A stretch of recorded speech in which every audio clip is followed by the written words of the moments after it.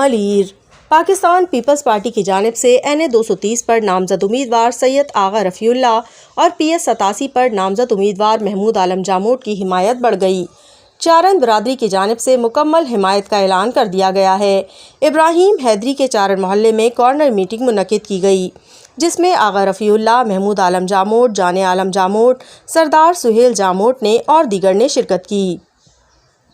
Corner meeting میں چارن محلے کے مکینوں نے بڑی تعداد میں شرکت کر کے عہد کیا کہ وہ 8 فروری کو پیپلز پارٹی کی جانب سے NA 230 پر نامزد امیدوار آغا رفیع اللہ اور PS 87 پر محمود عالم جاموٹ کو ووٹ دے کر تیر سے شیر کا شکار کریں گے۔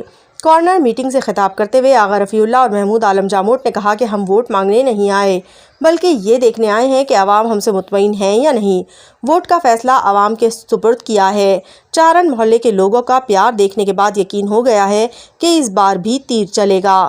اس موقع پر صدر PS 129 جان عالم جاموٹ، سہیل جاموٹ، حاجی خادم حسین شیخ، اسماعیل چارن، بلال خاسقیلی، نونا شاہ، قادر شاہ، یوسف گڈانی، حاجی خادم حسین شیخ، حاجی ملک چارن، حاجی احمد چارن، حاجی موسیٰ چارن اور دیگر بھی موجود تھے۔